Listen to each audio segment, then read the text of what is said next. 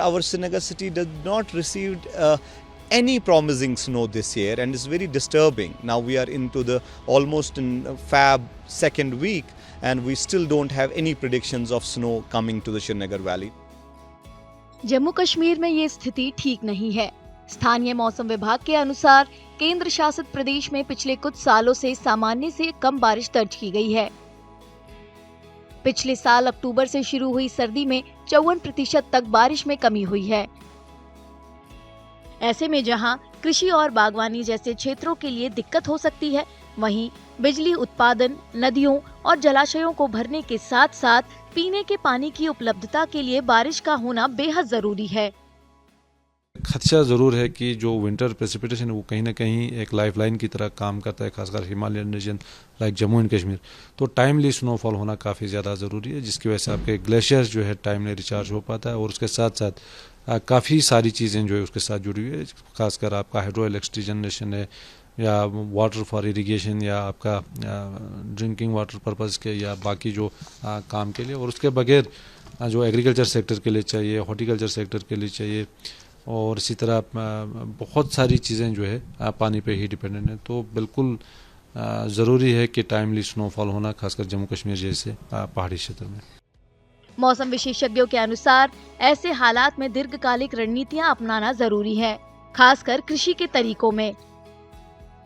इसमें पानी की कम जरूरत वाली फसलों की किस्मों को अपनाना और धान की खेती के तरीकों में सुधार जैसे उपाय शामिल हैं। तो आपको लॉन्ग टर्म एडेप्टिव मेजर्स जो है आपको लेना ही पड़ेगा, स्पेशली आपका कल्टीवेशन को लेके, पैडी कल्टीवेशन है, या कुछ ऐसे वैरायटीज़ आपको ग्रो करने हैं जिसका वाटर रिक्वायरमेंट काफ़ी कम हो, या उसके बगैर जो इंटेंसिव आपका हाई डेंसिटी और सीडिंग वगैरह चल रहा है, तो इन सारे चीज़ों को जो है इनका वाटर रिक्वायरमेंट क्या है, कितना पानी हमें चाहिए, और इनका वाटर यूज़ एफिशिएंसी जो है बढ़ाने के लिए हमें काम करना पड़ेगा। तो लॉन्ग टर्म में आपको ये सारी चीज़ों का ख्याल रखना पड़ेगा, स्पेशली एग्रीकल्चर हॉर्टिकल्चर सेक्टर में, और उसके बगैर भी जो है जनरल पब्लिक है वो भी जुडिशियसली यूज़ करें पानी को। इसके अलावा कुछ विशेषज्ञ विज्ञान आधारित नीतियों की भी मांग कर रही हैं, जैसे कार्बन उत्सर्जन कम करना और पर्यावरण के अनुकूल औद्योगिक विस्तार। Precipitation having a direct impact on our livelihood, on our lives, on our future, government and the policy makers and the officers of the court like myself has an equal responsibility, and we all need to sit across the table and find an amicable scientific solution.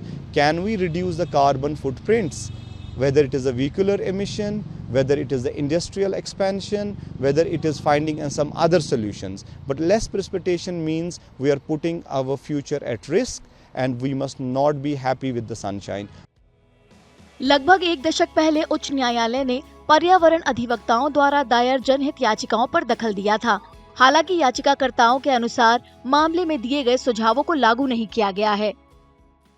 Honorable High Court intervened almost a decade back on our PILs, and they were of the opinion that the state government that time and now the UT government this time must act upon the directions and the suggestions given by my office as an amicus curiae. So when I see down the line 1 decade, all the Honorable High Court orders are yet to be implemented, and it brings a lot of disappointment among us that when an Honorable High Court spends almost a decade, still your orders are not being implemented, it brings a little bit of pessimism on us. विशेषज्ञों का कहना है कि हालात और बिगड़ने से पहले लोगों, नीति निर्माताओं और संस्थानों के लिए एक साथ मिलकर काम करने का वक्त आ गया है।